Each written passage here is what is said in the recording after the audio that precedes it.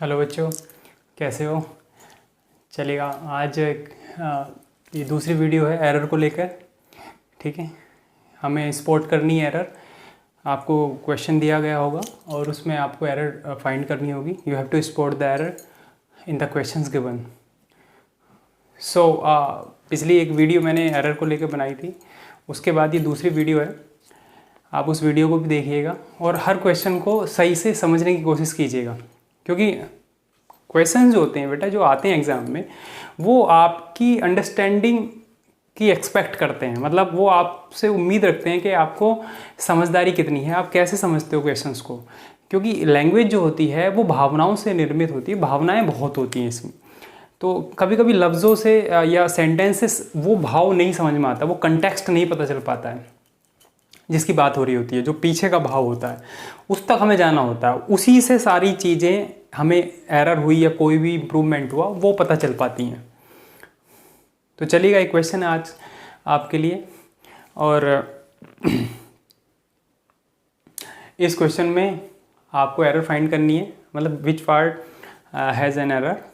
तो that is something that you have to find first, and you have after finding the error you have to justify the error first. You know, मतलब आपको ये दिखाना है कि ये जो एरर मैंने फाइंड करी है ये इस वजह से है। ठीक है, एरर फाइंड करनी ही नहीं होती। अगर सेंटेंस में आपको कोई एरर नहीं दिख रही है तो समझ लो सेंटेंस सही होता है। चलेगा। अच्छा, ये क्वेश्चन जो है बहुत सारे बच्चों कई बच्चों के द्वारा पूछा गया क्वेश्चन है, क्योंकि इसके आंसर इधर उधर होते होंगे। उनकी किताब में बता रहे थे कि इस किताब में ये दिया है, उस किताब में ये दिया है। तो भैया ये हो जाता है, एग्ज़ाम के हिसाब से किताब बना देते हैं लोग, और फिर वो ही क्वेश्चन बार बार हर किताब में वही छपता रहता है। तो सोचते हैं कि वो ही कंसेप्ट हो गया है। कंसेप्ट अलग चीज़ होती है। ठीक है, चलिए समझते हैं इसको, क्वेश्चन को। ठीक है, कुछ बच्चों ने शायद इसका मतलब पता कर लिया होगा मन में कि इसका तो ये आंसर ये है। तो चलो, अब इस क्वेश्चन की अगर मैं बात करूँ, सबसे पहले हम क्वेश्चन को देखते कैसे हैं। क्वेश्चन दिख रहा है आपको? उसके लिए तो बिल्कुल आसान है। जिसको यहाँ पे स्पेकुलेट करना है, मतलब जिसको गैस करना है तुरंत गैस करेगा, तुक्का लगा के अपना घर पे आके अपना सरकारी नल पर पानी पिएगा। तो एक तो वो बंदा है, ठीक है, एक वो बंदा है जो इसे समझेगा और फिर आंसर करेगा। अच्छा, एग्जाम में इतना टाइम होता नहीं है कि बहुत देर तक समझते रहें। तो ये अंडरस्टैंडिंग तो आपको शुरू के 1-1.5 साल में पहले बना लेनी होती है। ठीक है, चलो क्वेश्चन पे आते हैं। देखिए बेटा, ये जो इतना हिस्सा है ये आप देख रहे होंगे, ये आपको शायद थोड़ा अंदाजा लग गया होगा। ये वर्ब है, ठीक है, मेन वर्ब है। ये मेन वर्ब हो गई। अब ये अगर मेन वर्ब है तो मेन वर्ब कैसे पता चला ये मेन वर्ब है? क्योंकि इससे पहले क्या लगा हुआ है? Helping verb. अगर ये हेल्पिंग वर्ब इससे पहले लगी हुई है तो समझ लो ये मेन वर्ब है। अच्छा, ये मेन वर्ब है तो इसका कोई ना कोई सब्जेक्ट होगा, तो ये आपका हो गया सब्जेक्ट। तो सब्जेक्ट आपका ये हो गया। चलेगा, अब अगर ये सब्जेक्ट हो गया, आगे में बढ़ा। He had arrived at Cairo a few months before protest shook the Arab world. Okay, तो अगर इसमें मैं आया तो ये जो शूक है, थोड़ा बहुत अंदाजा हो किसी को अगर, तो ये शूक जो है मेन वर्ब है। ये मैंने क्यों कह दिया मेन वर्ब है? क्योंकि इससे पहले एक एस लगा हुआ वर्ड आ रहा है जो इसका नाउन है, मतलब जो नाउन है। क्योंकि एस या ई एस उन्हीं शब्दों में लग सकता है जो नाउन की भांति काम करते हैं, नाउन की तरह काम करते हैं। ठीक है, या नाउन इक्विवेलेंट होते हैं। उनके अकॉर्डिंग ही उस नंबर को ध्यान रखते हुए वर्ब में भी लग जाता है, लेकिन वो वर्ब का इन्फ्लेक्टेड फॉर्म नहीं होती, वो वर्ब का सब्जेक्ट को ध्यान में रखते हुए फॉर्म रखनी होती है हमें। उसकी बात हम नहीं कर रहे। तो प्रोटेस्ट है। अब शूक का जो ये इधर जो नाउन दिया है ये आपका बन गया सब्जेक्ट। चलो, 2 सब्जेक्ट हो गए, subject main verb, subject main verb. अब ये जो सब्जेक्ट है इससे इधर वाला जो हिस्सा है, इधर को मैं चला तो ये जो आपका हिस्सा कहलाएगा वो कहलाएगा आपका प्रेडिकेट। अब मुझे ये नहीं पता है कि प्रेडिकेट कहाँ तक है, वो मैं अभी जज करता हूँ, मैं चेक कर लूँगा कहाँ तक का प्रेडिकेट। याद रखना बच्चों, सब्जेक्ट को छोड़कर जो भी आगे का हिस्सा होता है वो प्रेडिकेट ही होता है। मतलब सब्जेक्ट और सब्जेक्ट के बारे में क्या क्या कहा गया है, सब्जेक्ट के बारे में जो भी कहा जाता है, what is talked about, you know, जो सब्जेक्ट के बारे में कहा जाता है वो ही प्रेडिकेट होता है। सब्जेक्ट को छोड़कर जो बचा वो उसके बारे में कहा जा रहा होता, तो समझ लो वो प्रेडिकेट हो गया। अब लिंकिंग वर्ब्स को छोड़कर, ठीक है। अच्छा आगे बढ़े, हम आगे बढ़े तो हमने जो प्रोटेस्ट देखा, ये शुक द वर्ल्ड, ये प्रोटेस्ट अगर सब्जेक्ट है तो अगला हिस्सा जो है बच्चों ये इसका प्रेडिकेट हो गया, ठीक है, ये प्रेडिकेट इसका हिस्सा हो गया। अच्छा कहीं पर भी अगर आपने देखा होगा, अगर सब्जेक्ट प्लस प्रेडिकेट होता है,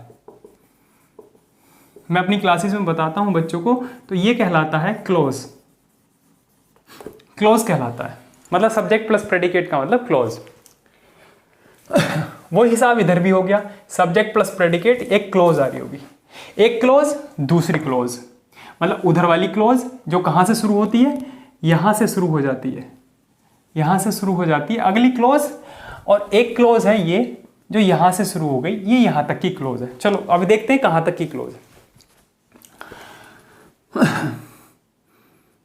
अब हमें क्या देखना है कि एक क्लोज और एक क्लोज, कोई भी सेंट, अच्छा एक फुल स्टॉप आ रहा, ये फुल स्टॉप आ रहा, तो अगर फुल स्टॉप है मतलब कंप्लीटली स्टॉप कर दिया है, और दो सब्जेक्ट प्लस प्रेडिकेट है, मतलब दो सब्जेक्ट दो प्रेडिकेट, दो सब्जेक्ट दो प्रेडिकेट, तो वो अपना आप में दो सेंटेंसेस हुए, छोटे सेंटेंस को हम क्लोज कर देते हैं, मतलब अपना आप में ही सेंटेंस ही है, लेकिन ये अगर पूरी तरह से आइडिया नहीं कन्वे करवा पा रहा तो ये क्लोज है, तो ये आपका क्लोज हो गया। दो क्लोज को जोड़ने के लिए आपको पता होगा, शायद पढ़ा होगा आपने ग्रामर में, जो क्लोजेस को जोड़ने के लिए हम एक कंजंक्शन का इस्तेमाल करते हैं, कंजंक्शन का इस्तेमाल करते हैं। अब इस प्रोटेस्ट से पहले कंजंक्शन लगेगा, अच्छा ये कहां तक जाएगा इसका भी पता नहीं चल रहा। अगर मैं इस बिफोर को कंजंक्शन मान लूं, क्योंकि बच्चों जो बिफोर होता है ये या तो प्रेपोजिशन की तरह काम करता है, या ये कंजंक्शन की तरह काम करता है, और या ये एडवर्ब की तरह काम करता है, मतलब ये तीन काम करता है बिफोर। अगर ये टाइम को बता रहा है तो ये एडवर्ब हो गया, अगर ये किसी नाउन से पहले लगा है तो ये प्रपोजिशन हो गया, और अगर ये दो क्लोजेस को जोड़ रहा है तो साहब ये कंजंक्शन हो गया। अब मैं इसे कंजंक्शन अगर मैं मान लेता हूं तो ये इतना हिस्सा यहां से शुरू करके मैं इधर तक ले जा रहा हूं तो ये कंजंक्शन प्लस क्लोज, ठीक है। एक एग्जांपल के तौर पे मैं कहूं जैसे बात कि he ate what I gave him, एक जैसे मैंने एक सेंटेंस लिखा बच्चों, he ate, उसने खाया जो मैंने उसे दिया, ठीक है। तो इसमें ये मेन वर्ब है, ये है सब्जेक्ट, ये मेन वर्ब, ये सब्जेक्ट, तो ये इतना हिस्सा क्लोज हुआ, ये इतना हिस्सा क्लोज हुआ, ये एक कंजंक्शन हो गया जो इन दोनों क्लोजेस को जोड़ रहा है।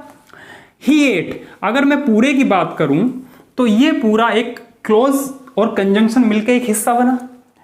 कंजंक्शन प्लस क्लोज जो होती है वो कंजंक्शनल क्लोज कहलाती है। फिर से सुनो, अगर इतने हिस्से की बात करूं मैं, इतने हिस्से की, तो ये कंजंक्शनल क्लोज हो गई, कंजंक्शनल क्लोज। अगर ये कंजंक्शनल क्लोज हो गई, और हर क्लोज जो कंजंक्शनल है वो दो प्रकार की हो सकती है, या तो सबऑर्डिनेटिंग या कोऑर्डिनेटिंग, ठीक है, ये आप शायद ग्रामर में पढ़ते होंगे। अगर ये जो इतनी क्लोज है, अगर ये क्लोज मतलब अभी एक सेंटेंस तो मैंने ये दे दिया आपको, बाई चांस कोई बहुत सारे सेंटेंस दुनिया में हो सकते हैं, तो ये जो क्लोज बनती है ये दो क्लोज, अगर कोऑर्डिनेटिंग कंजंक्शन की क्लोज बनती है, सॉरी सबऑर्डिनेटिंग कंजंक्शन की क्लोज बनती है, अगर कंजंक्शन आपका सबऑर्डिनेटिंग है, सबऑर्डिनेटिंग कंजंक्शन वो कंजंक्शन होते हैं जो मेन कंजंक्शन, मतलब सबऑर्डिनेटिंग कंजंक्शन वो कंजंक्शन होते हैं जो सबऑर्डिनेटिंग क्लोज बनाते हैं, और सबऑर्डिनेटिंग क्लोज वो क्लोज होती है जो प्रिंसिपल क्लोज पर डिपेंडेंट होती है, मतलब उसकी अधीन होती है, तभी उसका नाम सबऑर्डिनेटिंग है। सबऑर्डिनेटिंग का मतलब अधीनस्थ। तो सबऑर्डिनेटिंग क्लोज जो होती है बच्चों वो कितने प्रकार की हो सकती है, या तो नाउन क्लोज होगी, हालांकि ये उम्मीद रख रहा हूं आपसे कि ये बातें सब पता होंगी आपको, क्योंकि ये एरर समझा रहा हूं मैं आपको, ग्रामर नहीं पढ़ा रहा यहाँ पे, लेकिन फिर भी एक मोटा सा आइडिया दे देता हूं। नाउन क्लोज होगी, या वो एडजेक्टिव क्लोज होगी, एडजेक्टिव क्लोज, या वो होगी एडवर्ब क्लोज। ये बात आप ध्यान रखना, मतलब अगर वो जो क्लोज बन के आई है conjunction plus subject plus predicate मिलके, अगर वो वोट का रिप्लाई दे रही है, वोट का रिप्लाई दे रही है तो समझ लो वो नाउन क्लोज है। अगर वो किसी की डिटेल को बता रही है तो वो एडजेक्टिव क्लोज है। ज्यादातर रिलेटिव प्रोनाउन आपने देखे होंगे, रिलेटिव प्रोनाउन एडजेक्टिव क्लोज बनाते हैं, मैक्सिमम एडवर्ब क्लोज भी बनाते हैं। या अगर वो किसी समय, घटना, कब हुई, क्यों हुई, वो सारी बातें कर रही है, कैसे हुई, रीजन क्या था, कितनी बार हुई, तो वो एडवर्ब क्लोज बनेगी। तो ये बातें ग्रामर में पढ़ाई जाती हैं। इन बातों की बहुत जरूरत होती है आपको, लेकिन मोटे मोटे तौर पे मैंने यहाँ पे पढ़ा दिया। अंदरूनी पढ़ाने में बहुत टाइम लग जाता है। तो हम एरर सोल्व कर रहे हैं तो मोटा मोटा मैंने आपको आइडिया दे दिया है कि ये आप ध्यान रखना कि सबऑर्डिनेटिंग क्लोज ये होती है। सबऑर्डिनेटिंग कंजंक्शन कौन कौन से होते हैं जो क्लोज बनाते हैं, जैसे कि मान लीजिएगा आपका वोट हो गया, जितने भी रिलेटिव प्रोनाउन है वो सारे सबऑर्डिनेटिंग क्लोज बनाएंगे। वोट हो गया, दैट हो गया, विच हो गया, बिफोर हो गया, आपका आफ्टर हो गया, ठीक है, और नो सूनर, सॉरी आपका मान लीजिएगा एक तरह से इफ हो गया, ठीक है, दो हो गया, ये बहुत सारे लिखते चले जाओ। अब ये सबऑर्डिनेटिंग कंजंक्शन का काम करते हैं। अब इतना जानने के बाद ये दो क्लोज हैं, तो ये वाला जो हिस्सा होता है, ये वाला जो हिस्सा होता है, ये सबऑर्डिनेटिंग क्लोज का पार्ट माना जाता है। मतलब सबऑर्डिनेटिंग क्लोज इसी से मिलकर बनी है। तो अगर मैं अभी से मिटा रहा हूं, ये समझ जाना मैं क्या बात कह रहा हूं। मैं ये कह रहा हूं कि ये जो क्लोज है और ये वाली जो क्लोज है, ये दो क्लोज हैं, ये दोनों क्लोज वोट से मिलकर बनी है। तो वोट किसके पाले में जाएगा? वोट जाएगा सबऑर्डिनेट बाद वाली के पाले में, और बाद वाली के पाले में जाएगा तो ये कंजंक्शनल क्लोज कहलाएगी। और ये पूरी क्लोज किस चीज का रिप्लाई दे रही होगी? वोट का रिप्लाई, और वोट का रिप्लाई देने वाली क्लोज कहलाती है नाउन क्लोज। तो ये नाउन क्लोज हो गई आपकी, ये क्या हो गई? नाउन क्लोज, मतलब इतनी वाली क्लोज, ठीक है। इसमें मैं गया, अब मैं इसको मिटा देता हूं।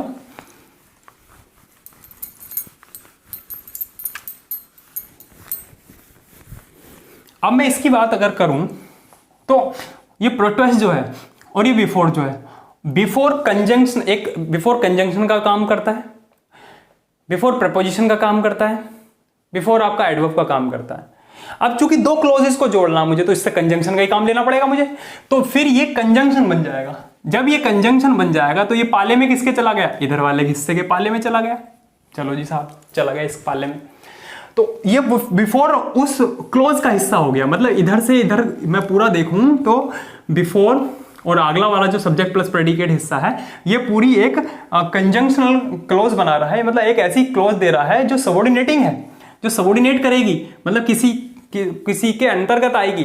तो ये before protest shook the Arab world, ये जो हिस्सा हुआ, ये कहीं ना कहीं पूरी क्लोज एडवर्ब क्लोज बन रही है। मैंने बताया था नाउन क्लोज बनेगी, एडजेक्टिव क्लोज बनेगी, एडवर्ब क्लोज बनेगी। ये किस चीज का हिस्सा है कि before protest shook the Arab world, Arab world को हिला देने से पहले, तो कोई ना कोई तो वक्त होगा ये हिला देने से पहले। मान लीजिए हो सकता है 1900 ये 1900 वो, तो समय हो गया। और समय होता है क्रिया को बताने का एक जरिया, क्रिया के एक्शन कब घटित हुआ उसका एक टाइम होता है समय, तो वो एडवर्ब बनता है। तो ये पूरा हिस्सा एडवर्ब बन गया, तो एडवर्ब क्लोज होगी। चलो साहब, अब मैं ये कह देता हूं कि हम एरर जैसे ढूंढ रहे हैं, तो वर्ल्ड है, चलेगा। वर्ल्ड होता है कॉमन नाउन, दुनिया, तमाम दुनिया हो सकती है, ऊपर भी होगी, इधर भी हो सकती है, बहुत तमाम जगह दुनिया हो सकती है, हर प्लेनेट पे एक दुनिया हो सकती है। तो हम एक कॉमन नाउन ले लेता हूं, मैं इसे कॉमनली कलेक्ट मान लेता हूं, ठीक है। अच्छा, यहाँ पे अरब जो है वो एक तरह का प्रॉपर नाउन है, चलेगा। प्रॉपर नाउन यहाँ पर एडजेक्टिव की तरह काम कर रहा है, इसे इसकी डिटेल दे रहा है, तो ये एक तरह का एडजेक्टिव हो गया। एडजेक्टिव से कभी भी आर्टिकल डिफाइन नहीं होता, डिफाइन होता है कॉमन नाउन से। नाउन कॉमन है तो आर्टिकल दा लग सकता है। कॉमन नाउन से पहले आर्टिकल लगता है, तो आपने आर्टिकल लगा दिया। कोई स्पेसिफिक वर्ड है, जैसे हमने अरब वर्ल्ड कहा, तो ये अरब वर्ल्ड हो गया, तो दा लगा रखा है। तो इसने इतने हिस्से में तो कोई एरर नहीं है। शुक वर्ब की सेकंड फॉर्म है, इसमें कोई एरर नहीं है। प्रोटेस्ट में एस लगा है, या कोई डिटरमिनर लगा हो कॉमन नाउन से पहले, तो वो एरर का स्कोप नहीं माना जाता। अगर एस भी नहीं लगा होता और कोई आर्टिकल भी नहीं लगा होता, तो वो एक बार को स्कोप माना जा सकता था आर्टिकल की एरर का। तो यहां पे कोई आर्टिकल की एरर की जरूरत नहीं है, क्योंकि पूरा सेंटेंस डिफाइन कर रहा है कि ये प्रोटेस्ट का मतलब सिर्फ और सिर्फ हड़ताल या जो भी चीज है वो, आपत्ति या जो भी चीज यहाँ पे मीनिंग अब निकालो आप, वो होगा। तो आपको स्पेसिफाई करने की जरूरत नहीं है, चलेगा। बिफोर इसलिए आ गया। अब इससे पहले वाले हिस्से पे आता हूं मैं। ही हैड अराइव्ड, वो पहुंच चुके थे या पहुंच चुका था। कायरो, कायरो इजिप्ट की कैपिटल है। मुझे लगता है अरब, जितना भी अरब वर्ल्ड है उसमें सबसे ज़्यादा जो पॉपुलेटेड कैपिटल है, I think this is Cairo, you know Cairo है, तो कायरो ही है। अब इतने में हम गए, हमने कहा ही हैड अराइव्ड, वर्ब की थर्ड फॉर्म आई, हैड आ गया, चलिएगा पास्ट परफेक्ट टेंस हो गया।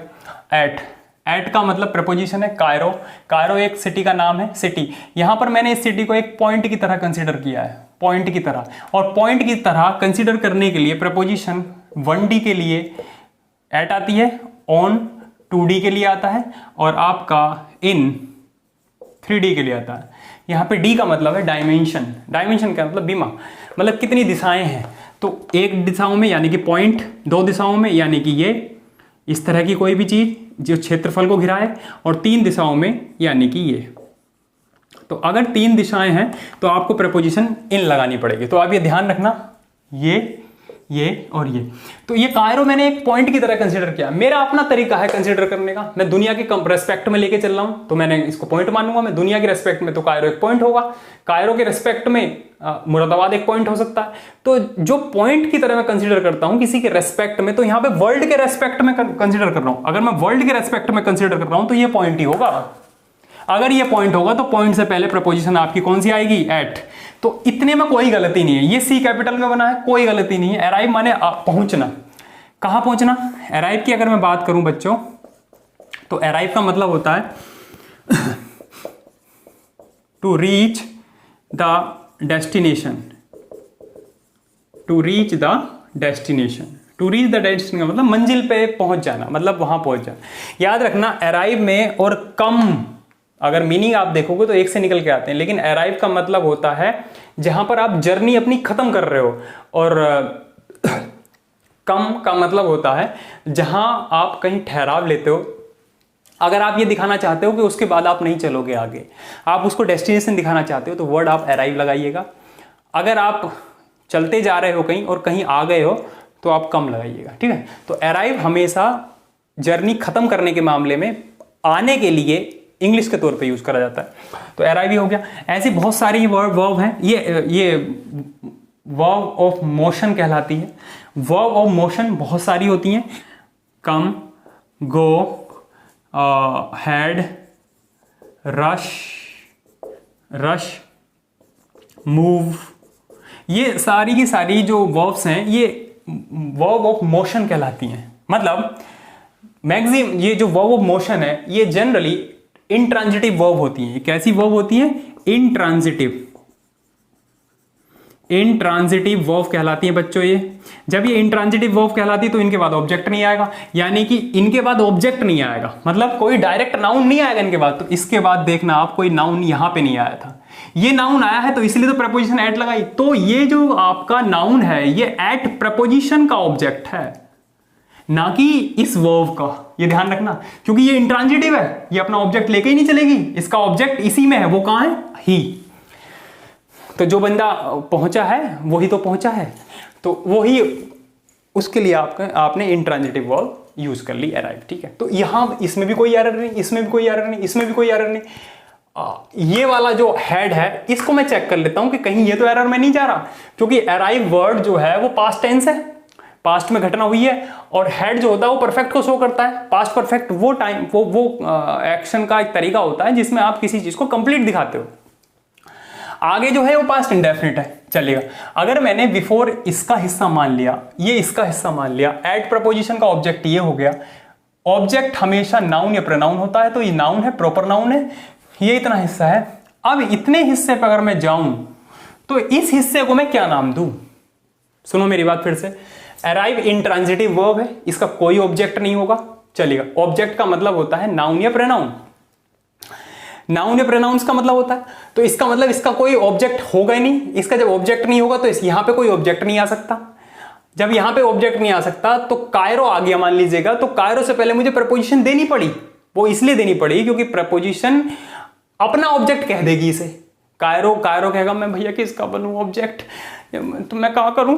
तो ये क्या करेगी, इस अपने लिए प्रपोजिशन ले आएगी जिससे ये अपना संबंध दिखाएगी, मतलब अपना संबंध की सूचना देगी। इसलिए प्रपोजिशन की हिंदी होती है संबंध सूचक शब्द। संबंध सूचक शब्द, तो ये इस प्रपोजिशन को अडॉप्ट करेगा, लेगा, तो यहाँ पे प्रपोजिशन आ गई, इसका काम इससे फिट बैठ गया, ये पूरा सेंटेंस बैलेंस हो गया। अब जब ये इतना हिस्सा हो गया, इतना प्रेडिकेट हो गया, यहां तक का काम खत्म। ये इंट्रांजिटिव है, एट की प्रपोजिशन के बाद ये आ गया। अब उधर का काम उधर खत्म, इधर का काम इधर खत्म। ये अ फ्यू मंथ्स, इसे कैसे जस्टिफाई करोगे आप? मतलब इसे क्या बताओगे आप? ये कौन सा पार्ट्स ऑफ स्पीच है?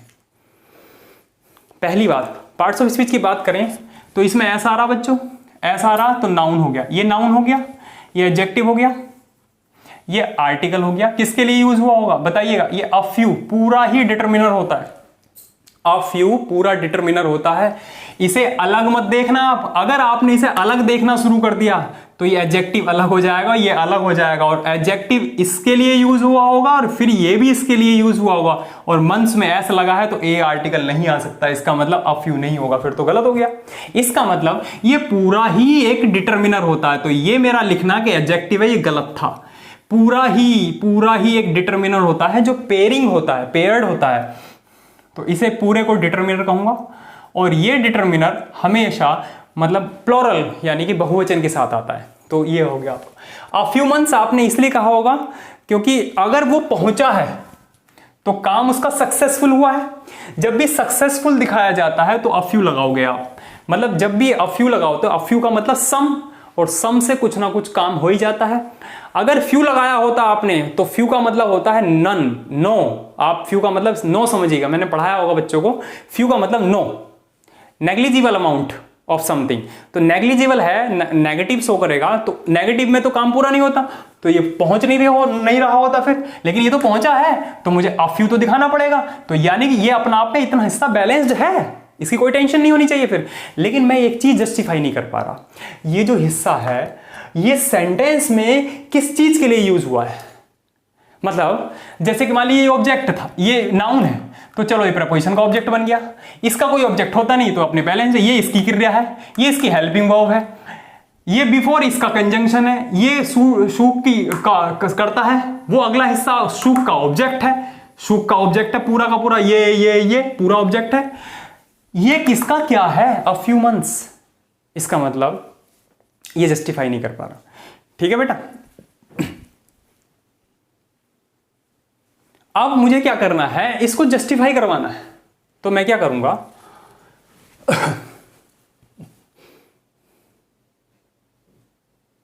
अच्छा एक चीज और देखिएगा आप, इसे मैं मिटा देता हूं।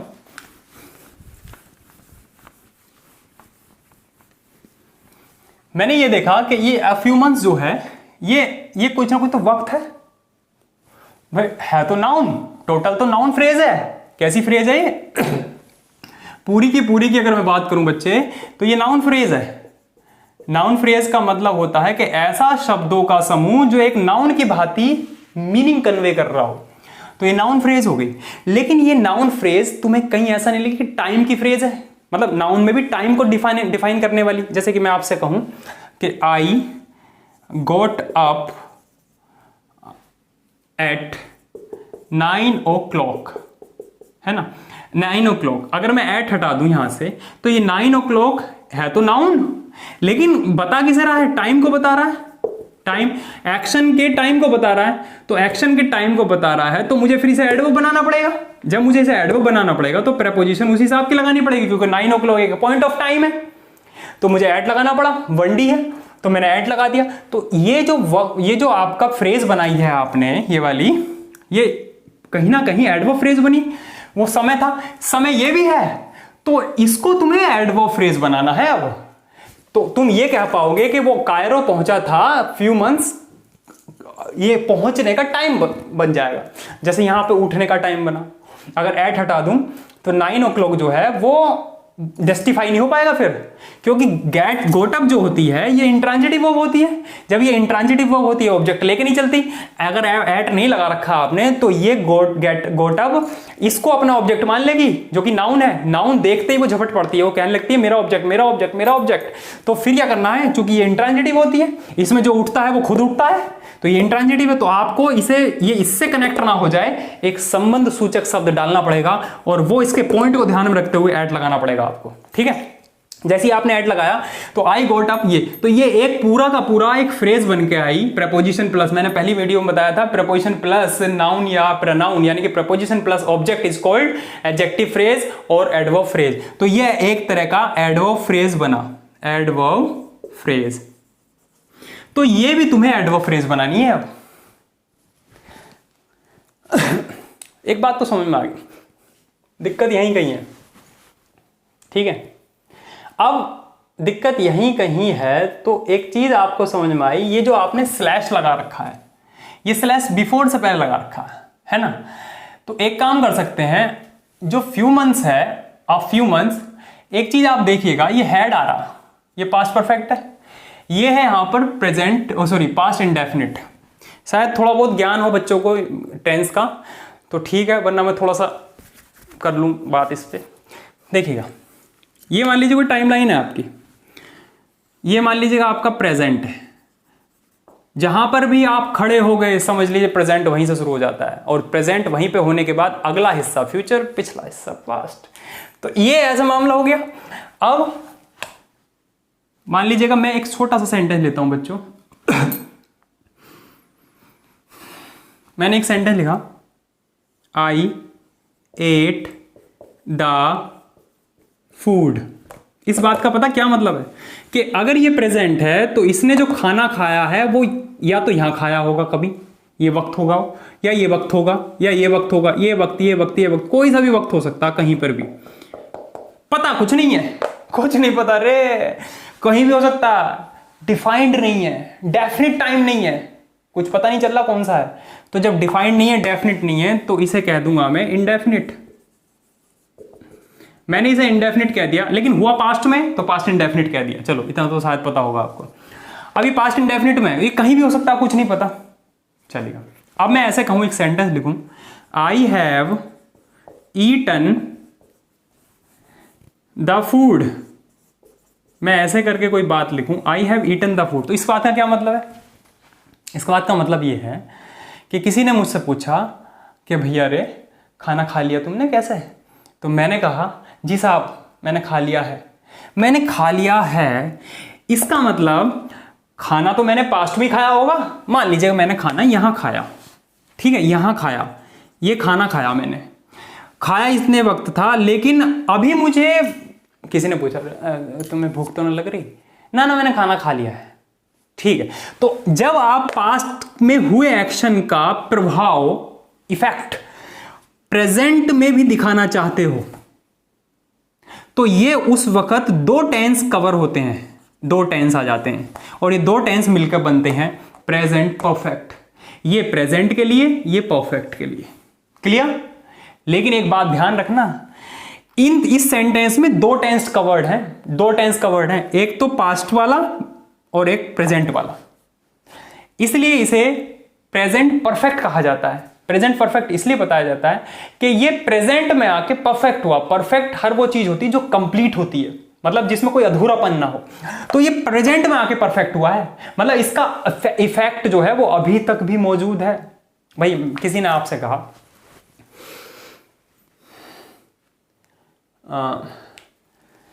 कि जगरूप, हाँ हाँ बताओ, मान ली जगरूप की तबीयत खराब रहती है, तो माँ ने पूछा लल्ला तूने दवाई खा ली? उसने क्या पूछा? तूने दवाई खा ली? Did you take the medicine, और did you have the medicine, और did you eat the medicine, जो बोलना आपको, क्या खा ली दवाई? तो उसने डिड लगाया, यानी कि पास्ट इंडेफिनिट बोला, क्योंकि उसे नहीं पता था कब उसने खाई होगी, किसी वक्त में भी खाई होगी, तो डिड लगाया उसने। लेकिन जब उसने जवाब दिया तो उसने कहा हाँ yes I have taken the medicine. तो उसने कहा I have taken the medicine, इसका मतलब यह है कि वो जो पास्ट दवाई तो उसने पास्ट में खाई होगी, लेकिन वो अभी तक भी उसका इफेक्ट दिखाना चाह रहा है कि अभी भी मेरे अंदर दवाई है, या मुझे अब नहीं खानी, मुझे अब नहीं खानी है। उसका इफेक्ट अगर अभी भी है तो क्यों खाएगा वो दोबारा दवाई? तो इफेक्ट दिखाने के लिए, प्रेजेंट तक का इफेक्ट उसे दिखाने के लिए प्रेजेंट परफेक्ट यूज करना पड़ता है। पहली चीज तो ये समझ में आई होगी आपको। तो प्रेजेंट परफेक्ट में दो टेंस हुए, पास्ट इंडेफिनिट और आपका प्रेजेंट तक का हिस्सा। अब अगर ये पास्ट परफेक्ट है तो इस एक्शन को कहां दिखाओगे आप?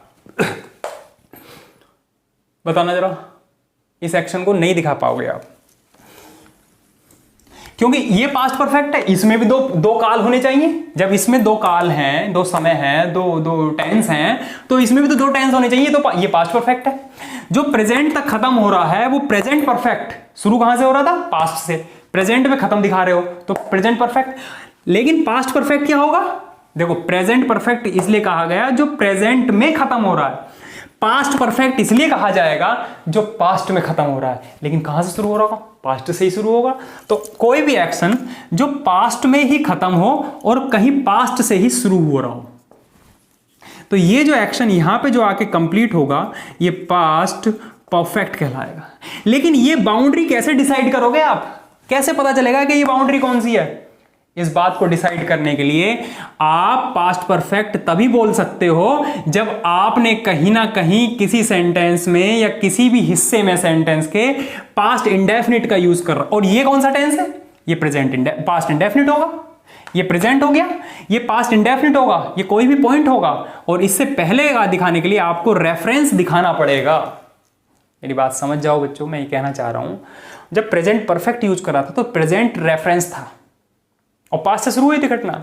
जब मैं पास्ट परफेक्ट करूंगा तो पास्ट का पास्ट इंडेफिनिट रेफरेंस होगा, क्योंकि प्रेजेंट इंडेफिनिट रेफरेंस था ना। प्रेजेंट इंडेफिनिट है फर्स्ट फॉर्म है नहीं, तो प्रेजेंट इंडेफिनिट रेफरेंस था, प्रेजेंट परफेक्ट बना।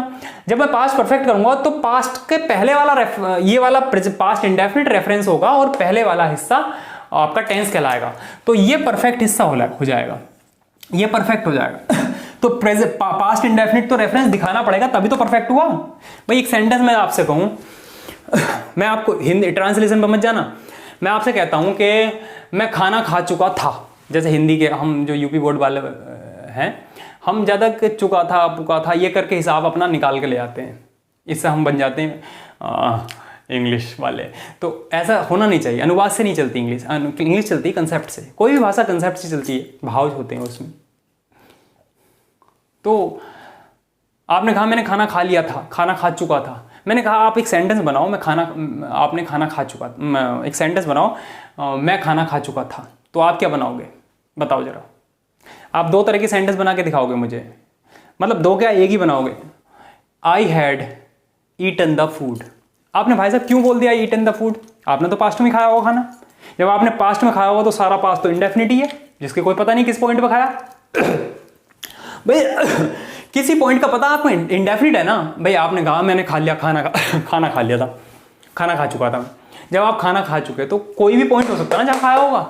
अब जहां किस पॉइंट पर आपने खाना खाया वो तो डिफाइंड ही नहीं है, तो आप कैसे बताओगे? तो आपको हमेशा चुका बुका से मत कंफर्म किया करो। हर सेंटेंस जो किसी के अगर आपको रेफरेंस दिया है, अगर ये रेफरेंस दिया है पास्ट इंडेफिनिट, तो ही टेंस परफेक्ट में बन पाएगा।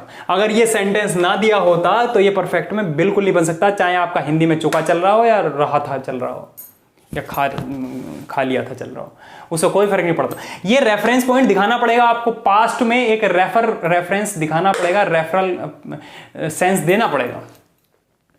तो आप क्या करते हो? पास्ट इंडेफिनिट देते हो।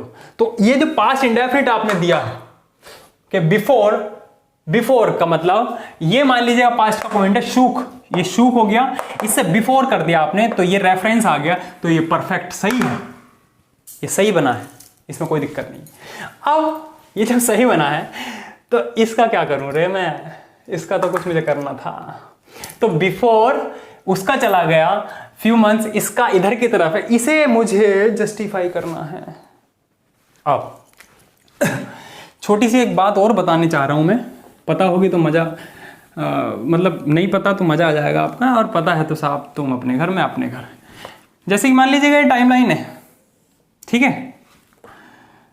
जो बिफोर होता है बच्चों, थोड़ा सा इसके बारे में बता दूं। ये जो वर्ड है बिफोर,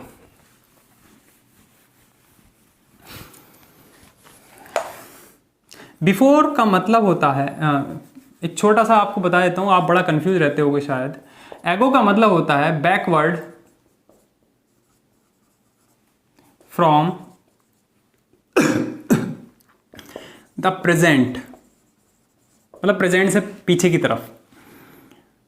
और बिफोर जो होता है आपका वो होता है बैकवर्ड फ्रॉम द पास्ट। मतलब बिफोर जो होगा, अगर आपने कोई, ये प्रेजेंट है, ये प्रेजेंट है, अगर ये पास्ट इंडेफिनिट है,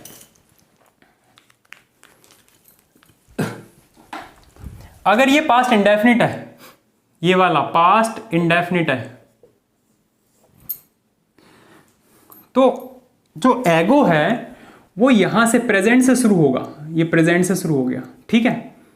और जो एगो हो, ये एगो हो गया आपका, और जो बिफोर होगा वो पास्ट से शुरू होगा, पास्ट से और पीछे जाएगा, तो ये आपके पास से पीछे चला गया, तो ये बिफोर हो गया। तो इतनी बात ध्यान रखना। तो बिफोर तभी यूज कर सकते थे आप जब आपका टेंस ये इस तरह का था, एगो नहीं यूज कर सकते। तो अगर किसी के मन में ये चल रहा हो कि एगो पैगो लगा लेंगे, तो उसका मन भी तोड़ दिया मैंने। तो ये ध्यान रखना, बिफोर ये हो गया और एगो ये, तो बिफोर तो सही है, हमें यूज करना है बिफोर, ठीक है।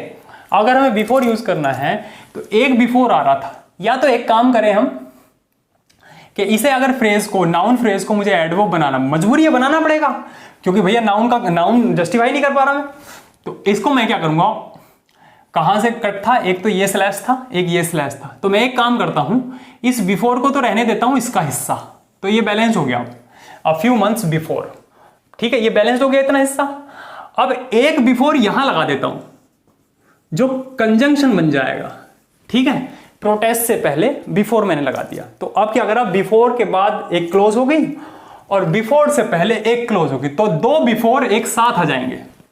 तो दो बिफोर एक साथ आ जाएंगे, देखने में तो ऐसा लगेगा हाँ दो बिफोर, ऐसा लगना नहीं चाहिए आपको, जो आप अगर थोड़ा सा भी समझदारी रखते हो तो।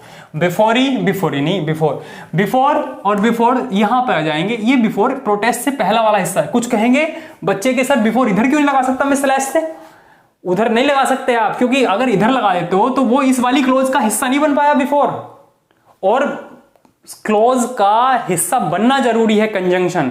कंजंक्शन और क्लोज का हिस्सा नहीं बना, जो सबऑर्डिनेटिंग क्लोज है, सबऑर्डिनेटिंग क्लोज तो ये क्लोज है ना, यह आश्रित है ना, तो ये वाली क्लोज में ही आपको बिफोर लगाना पड़ेगा। तो साहब आपका आंसर क्या हुआ, आंसर हुआ सी, ठीक है बच्चों, आपका आंसर हुआ सी। और करेक्शन हुआ, आपको एक बिफोर और देना पड़ेगा प्रोटेस्ट से पहले। तो ये आप आंसर कर लीजिएगा, ठीक है बच्चों। टेंस थोड़ा सा मुझे लगता है कमजोर हो सकता है आपका, टेंस को ऐसे मत पढ़ा करो आप। देखो मैं आपसे कहूं एक छोटी सी बात, ये मैं कहूं ना कि आई हैड टॉट यू, मैंने तुम्हें पढ़ाया था, तो ये सेंटेंस गलत है बच्चों। इस सेंटेंस का कोई वजूद नहीं, कोई रेफरेंस नहीं दिया, या तो रेफरेंस दो आप। मैंने कहा था ना परफेक्ट तभी यूज हो सकता है जब दो काल हो उसमें, वरना ये एक ही काल कहलाएगा, एक ही काल कहलाएगा तो हेड हटा दो। तो कभी भी बिना रेफरेंस के आप परफेक्ट टेंस पास्ट में और फ्यूचर में मत यूज करना। प्रेजेंट में तो बाय डिफॉल्ट प्रेजेंट होता ही है, दूसरा काल, मतलब जो दो काल में इंडेफिनिट को छोड़ के, पास्ट इंडेफिनिट को छोड़ के दूसरा काल होता है वो प्रेजेंट होता ही है, तो वो तो काम कर जाता है, उसकी तो टेंशन खत्म है। लेकिन इसमें जरूर ध्यान रखा करो एक बात और, पास्ट परफेक्ट दिया है तो बिफोर जरूर आएगा, ये बात ध्यान रखना, एगो नहीं आ सकता। अच्छा एगो का क्या मामला है और बिफोर का क्या मामला है, थोड़ा सा इसे डिटेल में और पढ़ा दूंगा मैं आगे, क्योंकि एडवर्ब बनते हैं इससे, तमाम सारे क्लोज बन जाती हैं, कंजंक्शन की तरह भांति काम हो जाता है। एगो अपने आप में एडवर्ब भी बन जाता है और एगो प्रेपोजिशन का भी काम कर जाता है। ये छोटी सी डिटेल में किसी वीडियो में समझा दूंगा, वोकैबलरी का वर्ड है एगो, उसे मैं वोकैबलरी की वीडियो में डिटेल में समझा दूंगा बच्चों। तो आपको समझ में आया कि इसमें कंफ्यूज नहीं होना। कुछ बच्चे इसकी एरर कहीं मानते हैं कहीं मानते हैं, तो भैया आप ये समझो कि एरर कहाँ छिपी थी, ठीक है। प्रोटेस्ट से पहले बिफोर लगना है, you have to put before protest, okay. This is the video, और आप खुश रहिएगा, स्वस्थ रहिएगा।